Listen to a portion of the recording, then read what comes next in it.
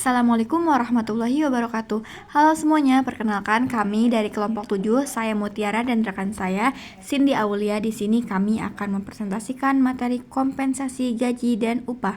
Selamat menonton. Adapun tujuan pembelajaran kali ini, pertama itu adalah memahami konsep kompensasi. Yang kedua, memahami perbedaan gaji dan upah. Nomor 3, menjelaskan sistem pengupahan. Dan yang terakhir itu ada contoh soal materi. Selanjutnya adalah mengenai pengertian kompensasi. Apa sih kompensasi itu? Kompensasi adalah seluruh imbalan yang diberikan perusahaan kepada karyawan atas pekerjaan atau kontribusi yang telah dilakukan. Kompensasi juga bertujuan untuk menghargai kinerja karyawan serta meningkatkan kesejahteraan dan motivasi kerja.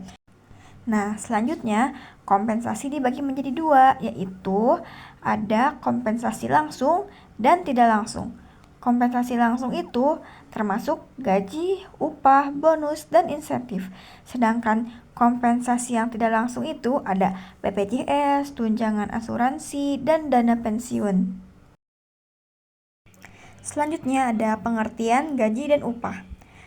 Yang pertama ada gaji. Gaji adalah pembayaran yang dibayarkan oleh perusahaan kepada karyawan secara tetap dan rutin, biasanya setiap bulan. Sedangkan upah adalah pembayaran yang diberikan kepada pekerja berdasarkan waktu kerja, jumlah pekerjaan, atau hasil yang dikerjakan. Upah biasanya diberikan kepada pekerja harian atau buruh. Selanjutnya ada jenis-jenis upah. Spektrum mekanisme pengupahan industri. Pertama itu ada upah waktu, dibayar per jam, hari, atau per bulan. Pemberian kepastian finansial namun kurang membedakan produktivitas. Yang kedua ada upah hasil. Upah dibayar berdasar volume produk, memacu produktivitas tinggi namun beresiko pada kualitas. Yang ketiga ada upah borongan. Dibayar sekaligus bertahap berdasarkan kesepakatan penyelesaian satu proyek utuh. Yang keempat ada upah sundulan. Penyesuaian upah pekerja lama 1 tahun di atas UMP baru untuk mencegah kecemburuan sosial. Dan yang terakhir itu ada upah lembur. Kompensasi wajib atas pekerjaan yang melebihi batas waktu normal operasional. Selanjutnya ada sistem pengupahan perusahaan. Yang pertama itu ada sistem skala tunggal. Semua pegawai dengan golongan yang sama mendapat gaji pokok yang sama tanpa memperhatikan masa kerja atau pendidikan. Yang kedua ini ada sistem skala ganda. Gaji pokok ditentukan berdasarkan beberapa faktor seperti sifat pekerjaan, prestasi, dan tanggung jawab.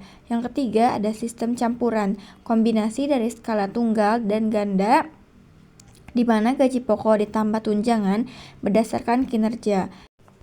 Yang keempat ada manajemen kinerja HRM. Sistem modern berbasis kompetensi dan kontribusi individu terhadap pencapaian tujuan organisasi. Lanjut, yaitu membahas kepatuhan hukum pengupahan. Dasar Hukum UU Nomor 13 Tahun 2003 tentang Ketenaga Kerjaan, PP Nomor 36 Tahun 2021 tentang pengupahan. Yang pertama itu adalah larangan di bawah minimum.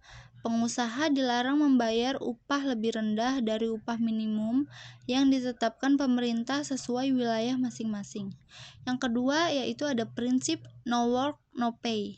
Pekerja yang tidak melakukan pekerjaan tidak berhak atas upah, kecuali dalam kondisi tertentu yang diatur undang-undang. Yang terakhir yaitu yang ketiga itu ada batas pemotong 50%.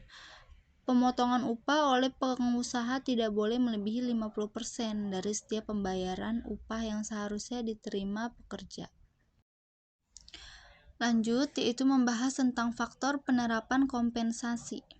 Di sini ada dua, yaitu ada faktor internal dan faktor eksternal.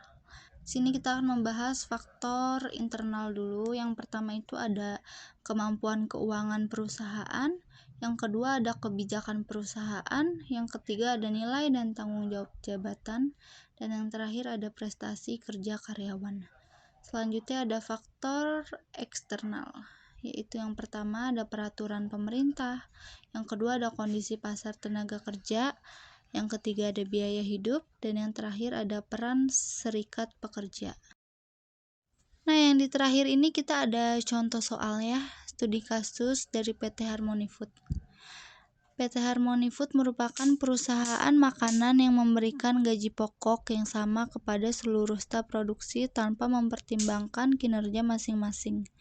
Selama ini, karyawan yang bekerja lebih rajin dan mampu mencapai target produksi mendapatkan imbalan yang sama dengan karyawan yang produktivitasnya rendah. Nah, akibatnya itu, beberapa karyawan yang berprestasi mulai kehilangan motivasi dan merasa usaha mereka tidak dihargai. Di sini kita akan bahas dan jawab ya. Jadi permasalahan utama pada PT Harmony Food ini adalah sistem kompensasi yang kurang memperhatikan prestasi kerja karyawannya. Nah, di sini ada pemberian gaji yang sama tanpa adanya penghargaan terhadap kinerja itu dapat menurunkan motivasi karyawan yang berprestasi. Untuk mengatasinya, itu perusahaan dapat menerapkan sistem kompensasi berbasis kinerja, misalnya dengan memberikan bonus atau insentif bagi karyawan yang mencapai target.